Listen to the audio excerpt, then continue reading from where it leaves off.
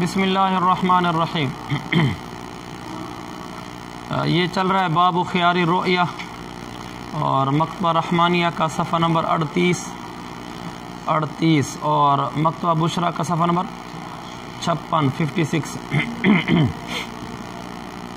ومن باع ما لم يره فلا خيار له۔ پیچھے ہم نے پڑھا تھا کہ ایک آدمی نے کوئی چیز خریدی ہے، من اشترى شيئا، ایک آدمی نے چیز خریدی دیکھی نہیں تھی تو اس کو خیار رویت ہے۔ اب یہ کہ ایک آدمی نے چیز بیچی ایسی جس کو اس نے خود بھی نہیں دیکھا، اپنی بیچی ہوئی چیز کو، تو اس کو خیار رویت نہیں ہے۔ یہ ایسے ہو سکتا ہے جیسے مثلا ایک آدمی کو میراث میں کوئی چیز ملی، اس نے وہ دیکھی نہیں ہے اور اس نے آگے وہ چیز بیچی ہے، تو اس صورت میں اس کو خیار نہیں ہوگا، فلا خیار له۔ امام ابو حنیفہ فرمایا کرتے تھے، کان ابو حنیفہ رحمہ اللہ یقول اولا، امام صاحب پہلے یہ فرمایا کرتے تھے لہ الخیار، اس بائع کو بھی خیار ملے گا، اعتباراً بخیار العیاب، اس کی اپنے اس قول مرجوح، یعنی جس قول کو انہوں نے بعد میں چھوڑ دیا تھا، قول متروک کہہ لیں، یہ اس کی دلیل بیان کر رہے ہیں۔ وہ قول یہ تھا کہ بائع کو بھی خیار ہے، انہوں نے کہا اس کو خیار ہے اعتباراً بخیار العیب و خیار شرط، خیار عیب اور خیار شرط پر قیاس کرتے ہوئے، جس طرح بائع کو خیار عیب حاصل ہوتا ہے، بائع کو خیار شرط حاصل ہوتا ہے، اسی طرح اس کو یہ بھی حاصل ہوگا۔ اچھا آگے ہے وہذا، بائع کو خیار حاصل ہوتا ہے لأن لزوم العقد بتمام الرضاء زوالا و ثبوتا، هذا لأن لزوم العقد، بائع کا خیار، یہ اس کی دلیل بیان کر رہے ہیں کہ انہوں نے کہا تھا بائع کو خیار ہوگا، وجہ لأن لزوم العقد بتمام الرضاء، عقد کا لازم ہونا رضامندی کی تمامیت کے ساتھ ہے، زوالاً و ثبوتاً، زوالاً اور ثبوتاً دونوں لحاظ سے۔ پیچھے والی بات میں بتا ہی دوں، میں اس کو چھوڑ کے جا رہا تھا لیکن ممکن ہے کہ آپ کے لیے اشارہ کافی نہ ہو۔ ہم نے پڑھا نا خیار عیب اور خیار شرط پر قیاس کر کے کہ بائع جو ہے وہ بائع کو خیار عیب حاصل ہوتا ہے اور بائع کو خیار شرط حاصل ہوتا ہے۔ خیار شرط تو آپ کو سمجھ آتا ہے، تو بائع کو خیار عیب کیسے حاصل ہوتا ہے اس کو دیکھیں، حاشیہ نمبر نیچے، اعتباراً بخیار العیب فإنه لا يختص بجانب المشتری، خیار عیب مشتری کے ساتھ خاص نہیں ہے، بل اذا وجد البائع الثمن ضعیفا، بلکہ جب بائع نے ثمن کو گھٹیا پایا، مثلا اس کے ذمے تو تھے کھرے درہم اور اس نے اس کو آگے سے دیے کھوٹے درہم، اس زمانے میں ثمن چاندی کے سکے عام طور پر ہوتے تھے، فهو بالخیار، لہذا اس کو بھی بائع کو بھی اختیار ہوگا عیب کی وجہ سے، اس لیے کہ جیسے مشتری کو مبیع عیب دار ملے اس کو اختیار ہوتا ہے کہ مبیع لے چاہے نہ لے، سودا قائم رکھے یا سودا ختم کرے، اسی طرح بائع کو بھی جب ثمن عیب دار ملے، یعنی کھرے کے بجائے ضعیف کھوٹے سکے ملیں، تو اس کو بھی اختیار ہے، انشاء جوزا و انشاء رد، اگر چاہے تو وہ بائع کو جائز قرار دے دے اور چاہے تو بائع کو ان کو، بائع کو نہیں، اگر چاہے تو ان کو درہموں کو وصول کر لے، جائز قرار دے دے، چاہے تو ان کو رد کر دے، جیسے مشتری جب اس نے اذا وجد المبیع معیبا، جیسے مشتری کو جب مبیع معیب ملے تو اس کو اختیار ہوتا ہے چاہے مبیع واپس کر دے اور چاہے مبیع رکھ لے، یہ بھی چاہے تو ان درہموں کو کھوٹوں کو رکھ لے جوازا، اور اگر چاہے تو ردا ان درہموں کو واپس کر دے، لیکن ایک فرق ہوگا، لیکن العقد لا ينفسخ برد ثمن، لیکن عقد ثمن کے واپس کرنے سے منفسخ نہیں ہوتا، اور آگے وہ ہونا چاہیے تھا وَيَنْفَسِخ بِرَدِّ الْمُسَمَّن، مسمن کے واپس کرنے سے منفسخ ہو جاتا ہے، لِأَنَّهُ أَصْلٌ دُونَ ثَمَنِ، کیونکہ وہ اصل ہے، ثمن اصل نہیں ہے۔ یہ یوں ہے کہ جب بائع نے ثمن میں ضعیف ہونے کی وجہ سے عیب دیکھا، اس نے اس درہم کو واپس کر دیا، نہیں لیا، یہ کر سکتا ہے ایسا، بائع کہہ سکتا ہے جیسے تم میرا مبیع واپس کر سکتے ہو عیب کی سے، میں تمہاری ثمن بھی واپس کر سکتا ہوں، ایسا کر سکتا ہے، لیکن اتنا فرق ہوگا کہ بائع کے ثمن کو واپس کر دینے سے عقد فسخ نہیں ہوگا، کیونکہ زیادہ یہ ہوگا کہ اس کے میں کھوٹے درہم نہیں تھے، کھرے درہم تھے، وہ کھرے لے کر آئے، لیکن اگر مشتری مبیع کو معیب ہونے کی وجہ سے واپس کر دیتا ہے تو عقد ہی فسخ ہو جاتا ہے، سمجھیں گے اس فرق کو، یہ فرق تو ہوگا، لیکن اس فرق کے علاوہ یہ بات میں دونوں ایک جیسے ہیں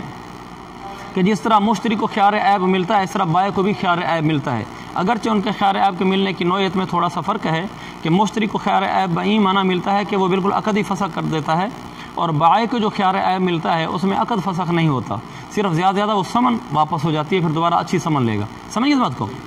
اچھا آگے وہذا، یہ ابو والا مسئلہ آ گیا، من باع ما لم یرہ فلا خیار لہ، جس آدمی نے ایسی چیز بیچی جس چیز کو اس نے دیکھا نہیں تھا، فلا خیار، اس کو خیار نہیں ہوگا۔ تو اور امام صاحب نے فرمایا کہ ایک قول یہ شروع میں اس کو خیار ہوگا، اس کی دلیل، اس کو کیوں خیار ہوگا؟ لأن لزوم العقد بتمام الرضائی، کیونکہ عقد کی لزومیت، عقد کا لازم ہونا ہوتا ہے جب پوری رضامندی پائی جائے۔ پوری رضامندی کب ہوتی ہے؟ زوالاً و ثبوتاً، زوالاً و ثبوتاً کے لحاظ سے پوری رضامندی ہوتی ہے۔ زوالاً کا معنی بائع اپنی مبیع کو اپنی ملک سے زائل کر رہا ہے، مشتری کے لیے یہ ثابت ہو رہی ہے اس کی ملک، دونوں میں رضامندی ہو، یعنی میں اپنے مبیع کے اپنی ملک سے زائل ہونے پر راضی ہوں اور وہ اس چیز کے اپنی ملک کے ثابت ہونے پر راضی ہے۔ جب زوالاً و ثبوتاً دونوں طرف سے رضامندی ہوتی ہے پھر پوری رضامندی ہوتی ہے اور پھر عقد لازم ہوتا ہے۔ اگر ان میں سے ایک راضی ہے اور ایک نہیں ہے تو عقد نہیں ہوگا۔ ولا يتحقق ذلك الا بالاوصاف بالعلم باوصاف المبيع، اور یہ تمام رضامندی یہ اس وقت حاصل ہوگی جب آدمی کو مبیع کے اوصاف کا علم ہو۔ مبیع کے اوصاف کا علم ہوگا تو کہے گا اچھا جی میں راضی ہوں۔ وذلك بالرؤية، مبیع کے اوصاف کا علم ہو جانا یہ تو دیکھنے سے ہی ہوگا کہ واقعی مبیع اوصاف کا عمل ہے بھی صحیح کہ نہیں ہے۔ فلم یکن البائع راضیا بالزوال، لہذا بائع نے جب دیکھا نہیں ہے، بائع کو اس کے اوصاف کا علم نہیں ہوا، جب اوصاف کا علم نہیں ہوا تو گویا کہ راضی نہیں ہوا، اور اس کا راضی ہونا تو زوال پر راضی ہونا ہوتا ہے نا، معلوم ہوا کہ زوال پر راضی نہیں ہے کیونکہ اس نے دیکھا نہیں، دیکھے گا تو علم ہوگا، لہذا یہ زوال پر راضی نہیں، اور جب زوال پر راضی نہیں ہے تمامیت عقد کے لیے زوالاً و ثبوتاً دونوں رضامندی ضروری ہوتی ہے، اس لیے اس کو ہم یہ کہیں گے کہ اس کو بھی خیار ملے گا، جیسے مشتری کو خیار ملتا ہے ایسے ہی اس کو ملے گا۔ اچھا فالعقد غیر لازم، اوپر بین السور، فلہ الفسخ، لہذا جب بائع نے اس چیز کو دیکھا نہیں تھا تو گویا کہ راضی نہیں ہوا، اس کی رضامندی نہیں پائے گی، جب اس کی رضامندی نہیں پائے گی تو عقد غیر لازم ہے، جب عقد غیر لازم ہے تو اس کو بھی فسخ کا اختیار حاصل ہے جیسے مشتری کو اختیار حاصل ہوتا ہے، یہ ان کا ختم ہو گیا۔ آگے وجہ القول المرجوع الیہ، قول مرجوع الیہ وہ قول جس کی طرف رجوع کر لیا گیا، یہ بعد والا قول ہوگا، اس سے وہ نہ سمجھنا جس میں جو پیچھے گزرا ہے کہ جس میں امام صاحب نے فرمایا تھا کہ اس کو خیار ہے، بلکہ ان کا دوسرا قول یہ ہے کہ فلا خیار، اس قول کی طرف امام صاحب کو اپنا رجوع ثابت ہے۔ ہاں وجہ الحق متن القول یہ قول مرجوع الیہ ہے، اور قول مرجوع الیہ ہے کہ بائع کو خیار نہیں ہوتا۔ انہ وجہ القول مرجوع الیہ انہ معلق بالشراء، وہ فرماتے ہیں خیار رویت کا تعلق تو شراء کے ساتھ ہے، خیار رویت کا تعلق بیع کے ساتھ نہیں، خیار رویت معلق ہے شراء کے ساتھ، لما روینا من الحدیث، ہم نے حدیث پیچھے بیان کی، دماغ خار لفظ نا فلہ الخیار اذا رآہ، حدیث کا تعلق تو رویت کا، حدیث کا خیار رویت، حدیث میں خیار رویت کا تعلق شراء کے ساتھ ہے نا، من اشترى شیئا ما لم، حدیث کے الفاظ من اشترى شیئا لم یرہ فلہ الخیار اذا رآہ، من اشترى شراء کے ساتھ ہے، جب اس کو دیکھے تو اس کو خیار ہے، اس میں بیع کا تعلق نہیں ہے، اس لیے ماس فرماتے ہیں انہ معلق بالشراء، خیار رویت کا تعلق شراء کے ساتھ ہے، لما روینا من الحدیث، جو حدیث ہم نے بیان کی، فلا یثبت دونہ، دونہ کا معنی علاوہ، اور ہو کا مرجع شراء، لہذا یہ خیار رویت شراء کے علاوہ میں ثابت نہیں ہوگا۔ ورویہ، اور یہ نیچے لکھا ہوا ہے تائید للقول المرجوع الیہ، امام صاحب کا جو قول مرجوع الیہ ہے اس کی تائید کے لیے انہوں نے یہ ایک روایت بیان کی ہے، او بھائی نام نہیں لیتا، سو رہا ہے نام لے دوں۔ ورویہ ان عثمان بن عفان باع ارضا بالبصرة من طلحة بن عبید اللہ، روایت کیا گیا ہے کہ حضرت عثمان بن عفان رضی اللہ عنہ نے مدینہ منورہ میں مدینہ منورہ میں رہ کر زمین بیچی، بصرہ میں، اردن فی المدینتی، باع فی المدینتی اردن بالبصرتی، یہ خود مدینہ میں ہے اور جو زمین بیچ رہے ہیں وہ زمین بصرہ میں ہے، تو گویا کہ انہوں نے تو زمین نہیں دیکھی نا، بظاہر میراث وغیرہ میں یہی ہوگی یا ہدیہ میں ہوگی، جو بھی بار لیے مدینہ بیٹھے ہوئے ہیں اور یہ بصرہ میں پڑی اپنی ایک زمین بیچ رہے ہیں، جس زمین کو بیچنے والے حضرت عثمان نے بھی نہیں دیکھا۔ اچھا انہوں نے بیچی کس کو؟ من طلحہ بن عبید اللہ، حضرت طلحہ بن عبید اللہ کے بیچی، فقیل لطلحہ، حضرت طلحہ سے کہا گیا انک قد غبنت، حضرت طلحہ کون ہے؟ خریدنے والے ہیں، ان کو کہا کہ آپ کو تو اس میں دھوکہ ہو گیا ہے، یا یوں کہنا چاہیے آپ کو اس میں نقصان ہو گیا ہے، غبن کا نقصان، آپ کو اس میں نقصان ہو گیا ہے۔ فقال علی الخیار، انہوں نے کہا مجھے خیار ہے، لانی اشتریت ما لم ارہ، اس لیے کہ میں نے بھی تو وہ چیز خریدی ہے جو میں نے خریدی ہے، میں نے دیکھی نہیں ہے، اگر مجھے نقصان والے سودا ہو گیا ہے تو مجھے خیار ہے، میں دیکھنے کے بعد رد کر دوں گا۔ پر حضرت عثمان سے بھی کہا گیا انک قد غبنت، آپ کا نقصان ہو گیا، یہ چیز زمین، یہ والی زمین بیچ کے آپ نقصان کر بیٹھے ہیں، آپ کو نہیں بیچنی چاہیے تھی۔ انہوں نے فرمایا لی الخیار لانی بعت ما لم ارہ، مجھے بھی خیار ہے کیونکہ میں نے بھی وہ چیز بیچی ہے جو میں نے دیکھی نہیں ہے، تو یہ بائیں بن کر اپنا خیار ثابت کر رہے ہیں۔ فحکما بینہم جبیر بن مطعم رضی اللہ عنہ، ان دونوں حضرات نے حضرت جبیر بن مطعم کو اپنے درمیان حکم اور فیصل مقرر کیا کہ ہم دونوں کہتے ہیں ہمیں خیار ہے، تو آپ ہمارے درمیان فیصلہ کریں۔ فقضا بالخیار لطلحہ، حضرت جبیر نے خیار کا فیصلہ طلحہ کے حق میں کیا کہ طلحہ کو خیار ہے۔ طلحہ کون ہے؟ مشتری ہے، بائع ہے؟ مشتری ہے، تو اس سے بھی پتہ چلا کہ مشتری کو خیار ہے اور بائع کو خیار نہیں ہے۔ وَكَانَ ذَلِكَ بِمَحْضَرٍ مِّنَ الصَّحَابَہ، اور یہ صحابہ کی موجودگی میں ہوا سب کچھ ہے، تو جب صحابہ کی موجودگی میں تو اس کو کیا کہتے ہیں؟ گویا کہ اجماع ہو گیا ہی، اجماع سکوتی۔ وَكَانَ ذَلِكَ بِمَحْضَرٍ مِّنَ الصَّحَابَہ، ثم بس مسئلہ ہو گیا، ثم خیار رؤیتی، بس یہ مسئلہ ختم ہو گیا ہے، جس نے بیچا اس کو خیار نہیں ہے۔ تو امام صاحب نے دو دلیلیں دی ہیں، دلیل تو ایک ہی بنتی ہے کہ حدیث کا تعلق شراء کے ساتھ ہے، یہ بیع کے ساتھ نہیں، لہذا بیع میں خیار ثابت نہیں ہوگا۔ دوسرا تائید میں یہ واقعہ پیش کیا۔ ثم خیار رؤیت غیر موقت، پھر خیار رؤیت کا کوئی وقت مقرر نہیں ہے، یعنی خیار رؤیت کتنے دنوں تک، جیسے خیار تعین، خیار شرط 3 دن ہوتا تھا یا کچھ زیادہ اختلاف کے ساتھ،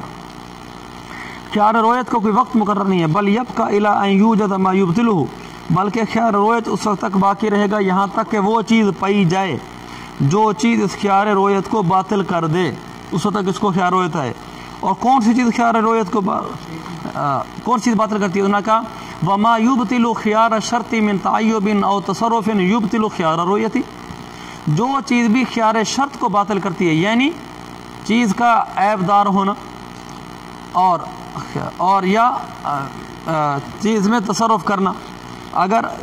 چیز وہ خیار شرط کے ساتھ لی تھی اور چیز نے عیب دار ہو گئی، اس کے بعد اس نے عیب دار کر دی، یا اس نے اس میں تصرف کر دیا، گاڑی تھی پینٹ کرانا شروع کر دیا، تو یہ چیز سے یہ خیار شرط کو باطل کر دیتی ہے نا، یبطل خیار رؤیت، یہ خیار رؤیت کو بھی باطل کر دیتی ہے۔ لہذا جو چیز خیار رؤیت کے ساتھ لی اور اس کے پاس آئی اور وہ تعیب اور تصرف اس میں پایا گیا، تو یہاں خیار رؤیت بھی باطل ہو جائے گا، ختم ہو جائے گا۔ ثم ان کان تصرفا لا يمكن رفعه،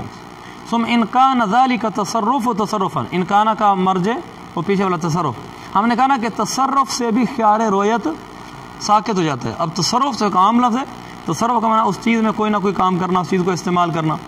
تو انہوں نے کہا اگر تو تصرف ایسا تصرف ہو لا يمكن رفعه، جس کا تصرف اٹھایا نہیں جا سکتا، یعنی تصرف آپ نے کر دیا پھر وہ تصرف ختم نہیں کر سکتے، کل اعطا کی والتدبیر، جیسے آپ نے غلام خریدا، زاہد نے غلام خریدا خیار رؤیت کے تحت، پھر وہ خریدنے کے بعد غلام کو آزاد کر دیا، غلام میں تصرف کیا نا، اب یہ تصرف اٹھانا چاہے اٹھا سکتا ہے؟ نہیں۔ والتدبیر، مدبر بنا دیا، اب اس کو نہیں اٹھا سکتا، وہ مدبر بن گیا۔ اور تصرفان، کیونکہ کچھ تصرف ایسے ہوتے ہیں اٹھائے جا سکتے ہیں، مثلا کتاب تھی اس کو پڑھ لی، بعد میں کتاب بند کر دی، تصرف اٹھا لیا، تو یہ تصرف تو اٹھایا جا سکتا ہے، لیکن کچھ تصرف نہیں اٹھایا جا سکتے، جیسے جس کو مدبر کر دیا تو وہ مدبر ہو گیا۔ اور تصرفاً، او بھائی سو تو نہیں رہا، چلو مجھے غلط فہمی ہوئی، او تصرفاً یوجب حقا لغیر، یا ایسا تصرف کیا جو غیر کے حق کو واجب کر دیتا ہے، کل بیع المطلق، اس نے بیع مطلق کر دی، بیع مطلق اس میں کوئی خیار وغیرہ نہیں رکھا، اگر خیار رکھا ہو تو تصرف کو اٹھایا جا سکتا ہے نا، چیز بیچی اس میں خیار شرط رکھا تھا، بعد میں تصرف اٹھا سکتا ہے، لیکن بیع مطلق یہ کوئی خیار نہیں رکھا تو چیز بک گئی، تو اس میں دوسرے کا حق متعلق ہو گیا نا۔ اب ورہن، جیسے چیز رہن رکھوائی کسی کے پاس، اس میں غیر کا حق متعلق ہو گیا، اس لیے کہ میں نے اس سے 10,000 روپیہ لے کر اس کے پاس موبائل رہن رکھوایا ہے، تو اس موبائل میں اس کا حق متعلق ہو گیا کہ نہیں ہو گیا؟ اچھا، والاجارہ، اور اسی طرح اجارہ کے اندر وہ چیز میں نے آگے اجارے پر دے دی، اگلے آدمی کو رینٹ پر دے دی کہ گاڑی ہے میرے پاس، خیار رؤیت کے ساتھ آئی تھی، تم لے جاؤ، مجھے اس کا کرایہ دینا۔ یبطلہ قبل رؤیتی و بعدہا، اگر ایسا کرے گا تو پھر یہ حوالہ یبطلو کا ضمیر کا مرجع تصرف کی طرف، ہو کا خیار کی طرف، تو یہ تصرف اس خیار کو باطل کر دے گا اگر اس طرح کے تصرف کیے ہیں۔ قبل رؤیتی و بعدہا، چاہے یہ رویت سے پہلے تصرف کرے یا رویت کے بعد کرے، لأنہ لما لزم تعذر الفسخ فبطل الخیار، کیونکہ جب یہ عقد لازم ہو گیا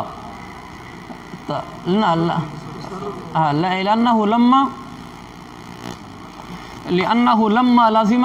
کیونکہ وہ تصرف جب وہ لازم ہو گیا، تعذر الفسخ، تو اب وہ فسخ کرنا متعذر ہو گیا۔ بالکل سیدھی سی بات ہے، جب تعیب ہو گیا تھا، اطاق تدبیر ہو گیا تھا، عقد وہ بے فسخ تو نہیں کر سکتا، فبطل الخیار، جب فسخ ہی نہیں کر سکتا تو خیار تو خود بخود باطل ہو گیا۔ وَإِنْ كَانَ التصرف تصرفا، اگر وہ تصرف ایسا تصرف ہو لا یوجب حقا للغیر، غیر کے حق کو واجب نہیں کرتا، کالبیع بشرط الخیاری، جیسے بیع کی خیار شرط کے ساتھ، والمساومتی، بیع کی مساومہ کے طور پر، بھاؤ تو کے طور پر، جیسے میں نے آپ کو پہلے بتایا ہوا کہ بھی اس کا ریٹ لگ رہا ہوتا ہے، دیکھو بھی کتنے کی ہے، اتنے کی دے دینا یار، اتنا ریٹ لگا لینا، میں کروں نہیں اتنا بارے میں نہیں آتا، تو ابھی چیز بیچی تو نہیں ہے، اس کو میں کہہ سکتا ہوں کہ بھائی ٹھیک ہے بس میں دیتا ہی نہیں ہوں تمہیں، یہ ابھی بیع تو نہیں ہوئی۔ والہبۃ من غیر تسلیم، یا وہ جو موبائل میں نے زاہد کو دیا ہوا تھا، خیار رویت کے ساتھ بیچا تھا، وہ موبائل زاہد نے آگے ہبہ کر دیا بغیر تسلیم کے، سپورٹ نہیں کیا، چونکہ ہبہ عام ہوتا ہے ہاں قبضے کے ساتھ، اور قبضہ ہوتا ہے سپورٹ کرنے کے ساتھ، تو جب تک آپ کسی کو ہبہ والی چیز سپورٹ نہیں کریں گے، وہ قبضہ نہیں کرے گا، اس وقت تک ہبہ عام ہی نہیں ہوتا۔ تو اس نے ہبہ کیا ہے لیکن تسلیم نہیں کیا، تو یہ وہ چیز ہے جس میں غیر کا کبھی واجب نہیں ہوا، ثابت نہیں ہوا۔ لا یبطلہ قبل رؤیتی، ایسی صورت میں یہ تصرف اس خیار کو باطل نہیں کرتا دیکھنے سے پہلے۔ دیکھنے سے پہلے اگر اس نے وہ چیز ہبہ کر دی، دیکھنے سے پہلے خیار شرط کے ساتھ وہ چیز بیچ دی، دیکھنے سے پہلے، جیسے مثال کے طور پر میں نے ایک آدمی سے موٹر سائیکل خریدا، موٹر سائیکل خرید لیا، اور ابھی میں نے اس کو دیکھا نہیں، سودا تمہارا تمام ہو گیا،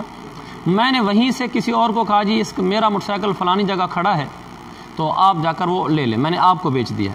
یہ دیکھنے سے پہلے میں نے اس میں تصرف کر دیا ہے۔ لا یبطلہ قبل رؤیتی، اگر میں نے وہ خیار شرط کے ساتھ بیچا تھا، یہ اس پیچھے والی باتوں سمیت، تو یہ والا تصرف میرے اس خیار کو باطل نہیں کرے گا۔ اس سے کیا ہوا؟ لأنہ لا یربو علی صریح الرضا، کیونکہ میرا یہ والا تصرف صریح رضامندی سے زیادہ اوپر کی چیز نہیں ہے، یربو کو نا یزید، لا یزید علی صریح رضا، صریح رضامندی سے اوپر کی چیز کو نہیں ہے۔ دیکھو یہ میری دلالتاً رضامندی ہے، جب وہ چیز میں نے جو خریدی ہے ابھی دیکھی نہیں ہے، میں نے وہ دیکھے بغیر آگے بیچ دیا، اس میں یہ پتہ چلا نا کہ میری رضامندی ہے، بھی میں اس مبیع پر راضی ہوا تو میں نے آگے بیچی ہے، میری رضامندی معلوم ہو رہی ہے۔ اور جب آدمی رضامندی کر لیتا ہے تو وہ چیز کا کیا حکم ہوتا ہے، اس کو ہم پیچھے پڑھ چکے ہیں، اگر دیکھنے سے پہلے صراحتاً بھی رضامندی کرے، کیا کہے رضیت، میں راضی ہوں، تو بھی ہم کہتے ہیں کہ اس کا خیار باطل نہیں ہوا۔ اور یہ جو کام اس نے بھی کیے ہیں، ہیوا کر دیا کہ چیز میں نے آپ کو دے دیے، مثلا وہ جو موٹر سائیکل لیا تھا مجھ سے زاہد نے، ابھی تک اس کو دیکھا نہیں تھا، اور اپنے دوست نعیم کو کہہ دیتا ہے کہ یار وہ جو موٹر سائیکل میں نے خریدا نا وہ میں نے تجھے ہبہ کر دیا ہے، ابھی تک سپورٹ نہیں کیا، تو اس کے زیادہ یہ معلوم ہو رہا نا کہ موٹر سائیکل پہ وہ راضی ہو گیا تبھی تو ہبہ کر رہا ہے، لیکن اس کی رضامندی دلالتاً معلوم ہو رہی، لفظوں سے تو اس نے نہیں کہا میں راضی ہو گیا ہوں، دلالتاً معلوم ہو گیا، راضی ہو گیا تبھی تو آگے بھیج رہا ہے۔ ہم کہتے ہیں پھر بھی خیار روئے ساکت نہیں ہوگا، باطل نہیں ہوگا، اس لیے کہ یہ تو دلالتاً رضامندی ہے۔ اگر یہ صراحتاً بھی رضامندی ہو، رویا سے پہلے ایک آدمی کہتے ہیں رضی تو میں راضی ہو گیا، پھر بھی ہم کہتے ہیں خیار ساکت نہیں ہوتا، تو دلالتاً رضامندی کا درجہ صریح رضامندی سے زیادہ تو نہیں ہے، دلالتاً کا کم ہوتا ہے نا، صراحتاً کا زیادہ ہوتا ہے۔ اس لیے اس نے کہا لا یبطلہ قبل رؤیتی، رویا سے پہلے ایسا تصرف کرنا جیسے ہبہ کر دے بغیر تسلیم کے، یہ اس کے خیار کو باطل نہیں کرتا۔ لأنہ لا یربو علی صریح الرضا، ای لا یزید علی صریح الرضا، صریح رضا رضیت، کیونکہ یہ صریح رضامندی والے قول رضیت سے زیادہ اوپر کی چیز تو نہیں ہے، کیونکہ دلالتاً رضامندی ہے، جب صریح رضامندی میں اجازت خیار باطل نہیں ہوتا تو دلالتاً میں بھی باطل نہیں ہوگا۔ ویبطلہ بعد الرؤیۃ، ہاں دیکھنے کے بعد پھر باطل کر دے گا، یعنی چیز دیکھ لی ہے، اب اس کے بعد وہ آگے کسی کو ہبہ کر رہا ہے، لوجود دلالت الرضا، اب تو بالکل رضامندی پائی گئی ہے، دلالت نظر آ رہا ہے کہ اس پر راضی ہے، تصرف کر رہا ہے۔ ومن نظر الی وجہ صبرۃ، یہ پورا صفحہ آسان ہے، یہ انشاءاللہ مجھے امید ہے چند منٹوں میں نکل جائے گا۔ آپ نے مطالعہ کیا ہوگا، اس میں کوئی ایک چیز بھی ایسی نہیں ہے جو سمجھانے والی ہو، یہ صرف عبارت ترجمہ ہے، تاہم میں اس کو چلا دیتا ہوں، جو بات کوئی ایسی ہوگی تو اس کو بتا بھی دوں گا، لیکن بظاہر ایسی ہے کوئی نہیں۔ اب تم ذرا غور سے دیکھتے جاؤ۔ بسم اللہ الرحمن الرحیم، آپ قاری سدیس کی طرح شروع کر دیتے ہیں. وہ تلاوت نہیں ہوتی کبھی کبھی کسی مدرسے میں ٹھک ٹھک کے, یعنی ترجمہ کریں گے مطلب کریں گے لیکن دوڑا کر, جہاں نہیں سمجھ آئے گا آپ کو اختیار ہے ہاتھ کھڑا کرنے کا. وہ من نظر الی وجہ صبرتی, ایک آدمی نے ایک ڈھیری کے ظاہر کو, واضح کہو نا ظاہر, ڈھیری کے ظاہر کو دیکھا, او الی ظاہر الثوب, یہ کپڑے تھان تھا, تھان کے ظاہر کو دیکھا, مطویاً تھان لپٹا ہوا تھا, اس نے اوپر سے ظاہر دیکھا, او الی وجہ الجاریتی, یا باندی کے چہرے کو دیکھا, او الی وجہ دعوتی, یا اس نے جانور کے چہرے کو دیکھا, وکفلیھا, یا اس جانور کے پچھلے حصے سرین کو دیکھا, پیچھے والے حصے کو دیکھا, یعنی اگلے حصے کو بھی دیکھا اور جانور کے پچھلے حصے کو بھی دیکھا, فلا خیار لہ, بس اب اس کو خیار نہیں ہے. یہاں حضرت شیخ الاسلام نے فقہ الوجوہ صفحہ نمبر 823 جلد 2 میں لکھا ہے, ولا یغب عن البال ان سقوط خیار الرؤیتی لا ينفی خیار الاخر مثل خیار العیب و خیار فوات البصر وغیرہ. انہوں نے فرمایا کہ ٹھیک ہے اس آدمی کو خیار نہیں ہے, اس سے مراد خیار رؤیت نہیں ہے. خیار رؤیت نہ ہونے کا مطلب یہ نہیں کہ خیار وہ بھی نہیں ہے, خیار عیب بھی نہیں ہے. ہاں خیار عیب تو اس کو ہوگا, خیار رؤیت نہیں ہے, بس جب دیکھ لیا ظاہر کو تو کافی ہے. والاصل فی ھذا, یا خیار رؤیت کے ساقط ہونے میں اصل بات یعنی ضابطہ دلیل وہ یہ ہے, ان رؤیت جمیع المبیع غیر مشروط لتعذرہ, پورے کے پورے مبیع کا پورا دیکھنا یہ تو شرط ہی نہیں ہے, لتعذرہ, کیونکہ پورا دیکھنا متعذر ہے. جیسے آپ نے غلام خریدا, آپ اس کا سطر نہیں دیکھ سکتے, تو جب سطر نہیں دیکھ سکتے آپ تو پورا مبیع دیکھنا ممکن نہ ہوا نا. فیکتفی برؤیت ما یدل علی العلم بالمقصود, لہذا اس دیکھنے پر اکتفا کیا جائے گا جو مقصودی چیز کے علم پر دلالت کرے, کہ جو چیزیں مقصود ہے نا وہ مقصودی چیز آپ جان لیں. علم بالمقصود, مقصودی چیز آپ کو معلوم ہو جائے, جب وہ ہو جائے تو بس اتنی رؤیت کافی ہے. جیسے جو دیکھنے کی مقصودی چیز ہوتی ہے, آگے وضاحت بھی کریں گے کہ اس میں مقصود کیا چیز ہے. مثلا باندی خریدی جاتی ہے تو چہرہ مقصود ہوتا ہے, جانور خریدا جاتا ہے تو آگا پیچھے اگر آدمی دیکھ لے تو آدمی کو جانور کا سارا اندازہ ہو جاتا ہے. اچھا, ولو داخل فی البیع اشیاء من جنس واحد, اگر بیع میں ایک ہی جنس کی کئی چیزیں داخل ہوگی, مثلا ساری کتابیں رکھی ہوئی ہیں ہدایت ثالث کی ایک ہی مکتبے کی, تو ایک ہی جنس کی ساری چیزیں نا. فإن كان لا يتفاوت أحدها, اگر وہ چیزیں جو بیع میں داخل ہوئی ہیں اگر ان کی اکائیاں متفاوت نہ ہوں, اکائیاں متفاوت نہ ہوں, ان کو جو ایک ایک دانے ہیں وہ سارے ایک جیسے ہوں, جیسے ہدایت ثالث کے مکتبہ بشرا کی 20 نسخے, جیسے کل مکیلی والموزونی, اگر ان کی اکائیاں متفاوت نہ ہوں, جیسے مکیلی اور موزونی چیزیں, مکیلی گندم ہے, موزونی لوہا ہے, کہ آپ نے لوہے کے 50 پیس رکھے ہوئے ہیں, گندم کے 20 کلو گندم رکھی ہوئی ہے, ان کے جو آحاد ہیں وہ متفاوت نہیں ہیں, ایک جیسا لوہا اور ایک جیسی گندم رکھی ہوئی ہے. وہ علامت ہو, اس کی علامت کیا ہے, کس چیز کی علامت, کیسے پتہ چلے گا کہ یہ وہ چیز ہے جس کی اکائیاں جدا نہیں ہوتی, اور یہ کون سی چیز ہے جس کی اکائی جدا جدا ہوتی ہے. اس کو پہچاننے کا ضابطہ یہ علامت ہو ان یعرض بالنموذج, یہ درمیان میں جملہ معترضہ ہے, عبارت ابھی چل رہی ہے, یعنی عبارت یوں ہے پیچھے دیکھو. فإن كان لا يتفاوت آحادها كالمكيل والموزون يكتفى برؤية واحد منها, یہ عبارت ہے. جب کہا نا کہ ایسی چیز جس کی اکائیاں متفاوت نہ ہوں, انہیں پھر اس کی علامت یہ ہے متفاوت نہ ہو, علامت ہو, اس کی علامت یہ کہ ان یعرض بالنموذج, جو چیز نمونے کے طور پر پیش کی جائے, ہماری موجودہ زبان میں سیمپل کے طور پر پیش کی جائے. آپ دکان پہ جاتے ہیں نا گندم لینے کے لیے, دالیں لینے کے لیے, آپ کو سیمپل کے طور پر ایک مٹھی میں دکھلا دیتا ہے, یہ ہماری گندم ہے, یہ ہماری دالیں ہیں, آپ دیکھ سکتے ہیں. سیمپل میں دکھلانے کا مطلب یہ ہوتا ہے کہ میرے ساری پیچھے دال ایسے ہی ہے. جو چیز بطور سیمپل پیش کی جائے, نمونے کے طور پر پیش کی جائے, اس کا مطلب یہ ہوتا ہے کہ اس کی اکائیاں ایک جیسی ہیں, اور جن کی اکائیاں ایک جیسی نہ ہوں ان کو سیمپل کے طور پر پیش نہیں کرتے. آپ بکریاں خریدنے کے لیے جائیں, وہ ایک بکری آپ کو لا کر کھڑی کر کے نہیں دیتا, دیکھا یہ بکری, یہ ساری بکریاں میری ایسے آپ سمجھ لو, اور مجھے ایک بکری کا 50,000 روپیہ دے دو, وہ کبھی نہیں مانے گا, کہا بابا نہیں, کیونکہ یہ نمونے کی طور پر پیش نہیں ہوتا. یہ اس نے علامت بتائی. اچھا, جب ایسی چیزیں ہوں کہ جن کی اکائیاں متفاوت نہ ہوں, یکتفی برؤیت واحد منہا, تو پھر ان اشیاء میں سے کسی ایک چیز کو بھی دیکھ لو تو کافی ہے. الا اذا کان الباقی ارضع مما رأى, مگر یہ کہ باقی چیزیں گھٹیا ہو اس میں سے جو آپ نے دیکھی, فحینئذ یکون له الخیار, پھر خیار ہوگا. لیکن باقی بھی چیزیں بالکل ایسی تھیں جیسے اس نے آپ کو دکھلائی ہیں, پھر خیار نہیں ہوگا. وَإِنْ كَانَ يَتَفَاوَتُ أَحَادُهَا, اگر اس کی اکائیاں متفاوت ہوں, جیسے کپڑے اور جانور. کپڑے اس زمانے کے, ہمارے زمانے کے نہیں, ہمارے زمانے کو صلی اللہ علیہ وسلم گول احمد کا لٹھا رکھا ہے اس نے پورا تھان, تو اس نے اگر آپ کو تھوڑا سا بھی کھول کے دکھلا دے تو سارا کپڑا ایک جیسا ہوگا پیچھے. تو اس زمانے میں نے بتایا تھا وہ کھڈی ایک مشین ہوتی ہے اسے بناتے تھے، چونکہ انسان ہاتھوں سے بنا رہے ہوتے تھے، وہ کہیں کپڑا موٹا بن جاتا تھا، دھاگا زیادہ لگ جاتا تھا اور روئی زیادہ لگ جاتی تھی، کہیں کپڑا بالکل پتلا بن جاتا تھا، یعنی وہ چھن جاتا تھا وہاں سے، تو وہ ایک جگہ دیکھنے سے سارا کپڑا نہیں دیکھنا ہوتا تھا، اس کو اب نہیں کہہ سکتے تھے کہ سارا کپڑا پیچھے ایک جیسا ہے۔ ہمارے زمانے میں تو کمپیوٹرائز مشینوں پر بنتا بالکل ایک جیسا ہوتا ہے، لہٰذا اس زمانے کی بات ہے۔ کپڑا ہے جیسے وہ ہر کپڑا الگ الگ ہوتا ہے، مثلا اس نے 100 کپڑے کے ٹکڑے رکھے ہوئے، ایک ٹکڑا دکھلایا، باقی 99 اسی جیسے یہ ضروری نہیں ہے۔ ہاں یہاں اگر 100 میٹر کپڑا ہے 1 میٹر کاٹ کے آپ کو دکھلا دے، باقی 99 میٹر بالکل اسی طرح ہوں گے، وہاں ایسے نہیں ہوتا تھا،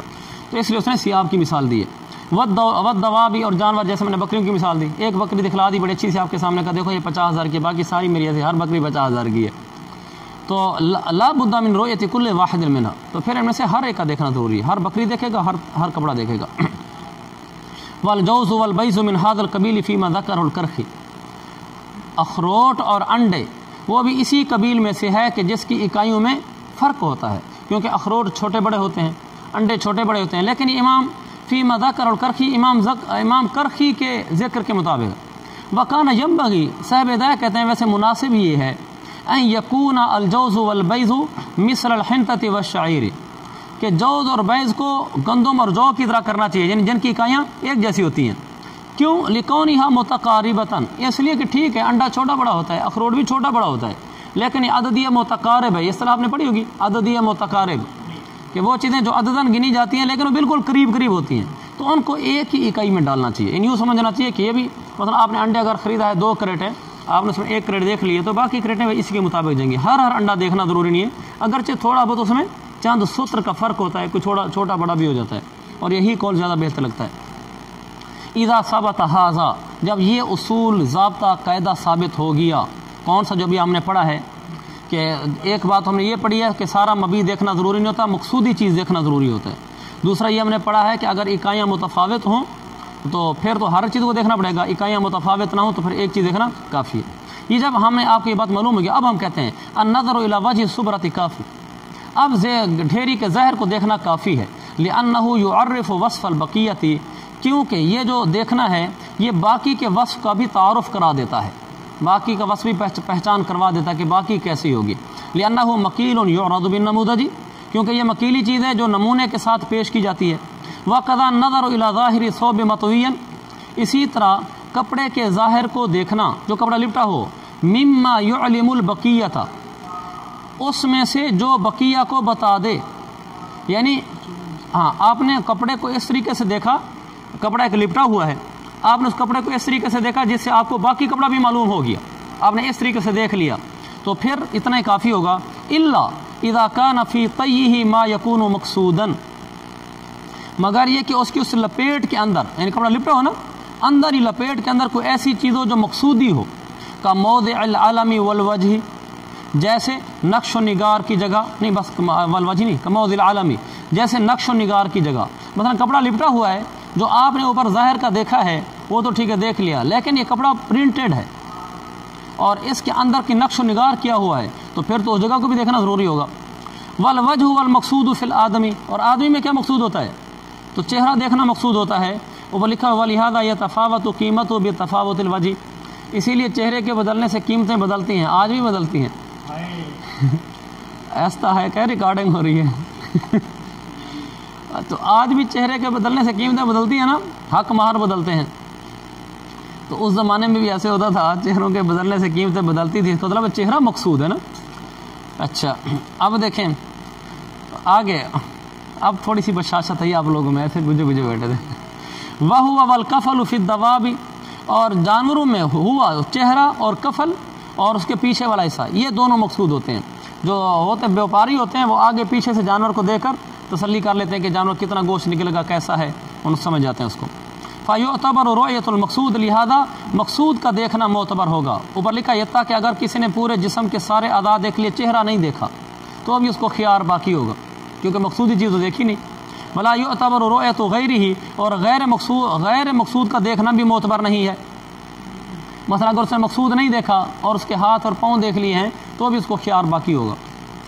وَشَرَطَ بَعْضُهُمْ رُؤْيَةَ الْقَوَائِمِ، بعضوں نے جانوروں میں یہ بھی کہا ہے کہ جانور کے آگے چوپائے میں یعنی اس کی ٹانگیں دیکھنا بھی معتبر ہے، ٹانگیں قوائم اس کی ٹانگیں، وہ کہتے ہیں یہ بھی جانوروں میں مقصود ہوتا ہے، یعنی ان کے نزدیک مقصود کا دائرہ تھوڑا وسیع ہو گیا ہے کہ جانور میں مقصود چہرہ، پیچھا اور ٹانگیں، بعضوں نے یہ کہا ہے۔ لیکن والاول هو المروی عن ابی یوسف، اور جو پہلا قول ہے نا، پہلا قول کیا ہے؟ وجہ اور کفل، یہ امام ابو یوسف سے مروی ہے، گویا کہ بظاہر اس طرف اشارہ کریں کہ یہی معتبر ہوگا، تاہم مفتبی قول معلوم نہیں۔ وفی شاۃ اللحم، مفتبی قول دیکھنا تو اس کو دیکھ لیا کرو،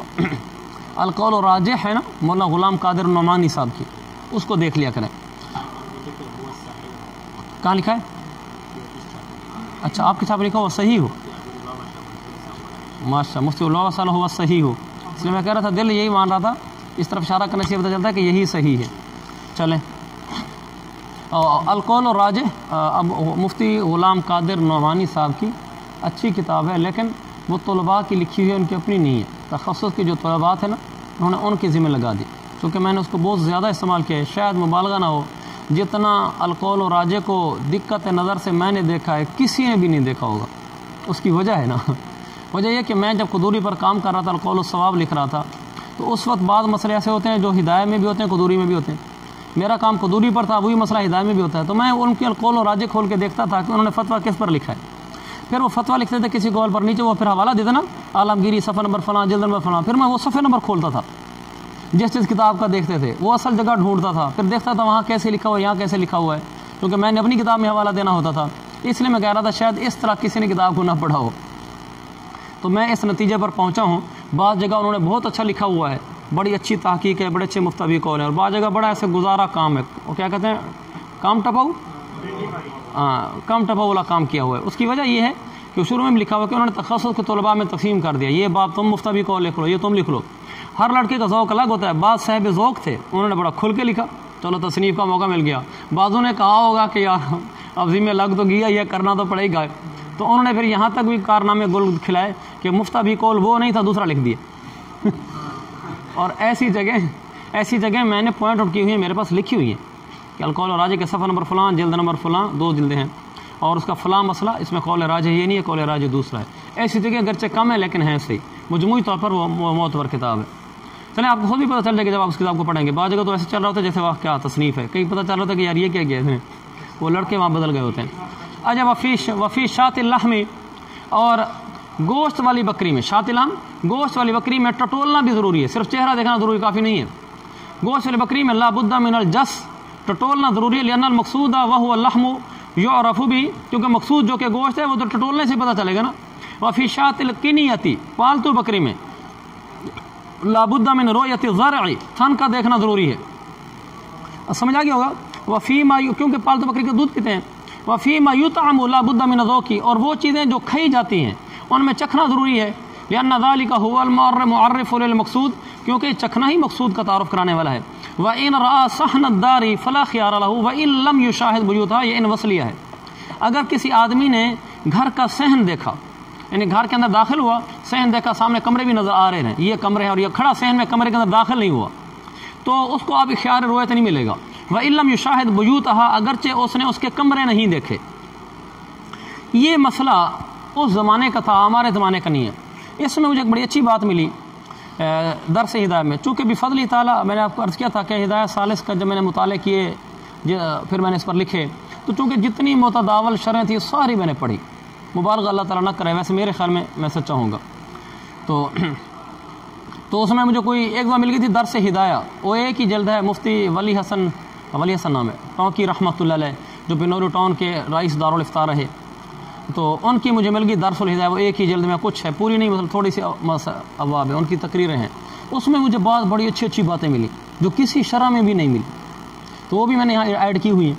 فقہ الوجوہ میں کوئی ملی وہ لکھی ہوئی ہیں، کوئی اردو فتاوی میں کوئی چیز ملی وہ لکھ دی میں نے، یہاں قاموس الفقہ میں مجھے کوئی چیز ملی وہ لکھ دی میں نے، فتاوی کی کتابوں میں کوئی چیز ملی شامی عالمگیری میں وہ لکھ دی، تاکہ ایک دفعہ اچھے طریقے سے تیار ہو جائے ثالث۔ اسی لیے اللہ کے فضل سے مجھے ذرا پڑھانے میں اس کے آسانی بھی رہتی ہے، اور مجھے انشراح صدر بھی ہوتا ہے سبق پڑھاتے ہوئے، یعنی ایسا نہیں ہوتا الحمدللہ عموماً کہ میں سبق کو گزارا ٹپو کرنے کی کوشش کر رہا ہوں کہ اللہ جلدی سے یہاں سے نکل جاؤں۔ درس الہدایہ مولانا ولی حسن ٹونکی رحمۃ اللہ علیہ کی ہے، درس الہدایہ مفتی ولی حسن ٹونکی، جی ہاں مفتی ولی حسن ٹونکی رحمۃ اللہ علیہ ہے۔ اچھا چلیں، اس میں انہوں نے یہ بات لکھی ہے جو میں نے یہاں لکھ لی تھی۔ انہوں نے کہا یہ مسئلہ بغداد کے عرف پر مبنی تھا، بغداد کے عرف پر، کیونکہ بغداد میں خلیفہ ابو جعفر منصور نے، یہ عباسی دوسرا خلیفہ ہے، خلیفہ ابو جعفر منصور نے تقریباً ایک ہی قسم کے مکان تعمیر کروا کر لوگوں میں فروخت کیے تھے، سارے گھر ایک جیسے تھے۔ تو جب آدمی صحن میں داخل ہوتا تھا، اب صحن میں داخل ہونے سامنے جو کمرے بنے کھڑے وہ نظر آ گئے، تو یہ بالکل ایسے جیسے بغداد میں باقی گھر، یہ بھی ایسے ہی اندر سے۔ تو لہٰذا اندر جا کر کیا دیکھو گے، ہم تو اندر جا کر دیکھتے ہیں نا اس کمرے میں کیا اندر کس طریقے سے بنایا ہوا ہے، وہ سارے ایک جیسے بنے ہوئے تھے۔ اس لیے انہوں نے کہا کہ اگر اس نے گھر کا صحن دیکھ لیا، سامنے کمرے نظر آ رہے ہیں، اندر جا کر کمرے نہیں بھی دیکھے تو اس کا خیال ختم ہو گیا ہے۔ وَكَذَلِكَ إِذَا رَأَىٰ خَارِجَ الدَّارِ، اسی طرح جب اس نے گھر کے باہر سے دیکھا، اور رَأَىٰ أَشْجَارَ الْبُسْتَانِ مِنْ خَارِجٍ، یا اس نے باہر سے باغ کے درخت دیکھے، تو بھی بس جب دیکھ لیے باہر سے اس کا خیال ختم ہو گیا ہے۔ امام ظفر فرماتے ہیں لا بد من دخول داخل البیوت، گھروں کے اندر داخل ہونا ضروری ہے۔ والاصح، صحیح بات یہ کہ ان جواب الکتاب علی وفاق عادت فی الابنیتی، جواب کا معنی یہاں حکم، صحیح بات یہ کہ کتاب کا حکم، کتاب سے مراد القدوری ہے۔ میں نے پہلے بتایا تھا کہ فقہ حنفی میں جب مطلق الکتاب بولا جائے تو اس سے مراد قدوری ہوتا ہے، کوئی خاص قرینہ ہو تو علیحدہ بات ہے، ورنہ قدوری ہوتی ہے۔ اسی وجہ سے میں نے اپنی کتاب کا نام رکھا تھا القول الصواب فی مسائل الکتاب، قدوری کے مثال میں مسائل میں صحیح قول یعنی مفتابی قول۔ انا جواب الکتاب علی وفاق عادتہم، ان کی عادتوں کے مطابق ہے کتاب کا حکم، کتاب کا حکم ہے نا کہ اس کو خیال نہیں ہے اگر کمرے نہ بھی دیکھے، یہ ان کی عرف کے وفاق عادتہم ان کو عرف کے مطابق ہے، فی الابنیتی تعمیر کے اندر جو ان کا عرف تھا اس کے مطابق ہے۔ فإن دورہم لم تکن متفاوتۃ یومئذ، کیونکہ ان کے گھر اس وقت اس زمانے میں متفاوت نہیں تھے، ایک جیسے تھے۔ فأما اليوم فلا بد من الدخول فی داخل داری، آج کل کے زمانے میں گھر کے اندر داخل ہونا ضروری ہے، للتفاوت، کیونکہ آج کل گھروں میں تفاوت ہو چکا ہے، ہر آدمی کا گھر الگ طریقے سے بنا ہوتا ہے، لہذا محض صحن دیکھنے سے گھر کا دیکھنا لازم نہیں ہے۔ والنظر الى الظاہر، اور ظاہر کو دیکھنا لا یوقع العلم بالداخلی، داخل کے علم کو واقع نہیں کرتا۔ آپ نے ظاہر گھر دیکھ لیا، اندر گھر کے اندر داخل میں کیا ہے یہ سے تو نہیں پتہ چلتا، لہذا اندر بھی دیکھنا پڑے گا۔ اچھا آگے، ونظر الوکیل کا نظر المشتری، وکیل کا دیکھنا ایسے ہے جیسے مشتری کا دیکھنا، حتی لا یردہ الا من عیب، ولا یکون نظر الرسول کا نظر المشتری، وہذا عند ابی حنیفہ رحمہ اللہ،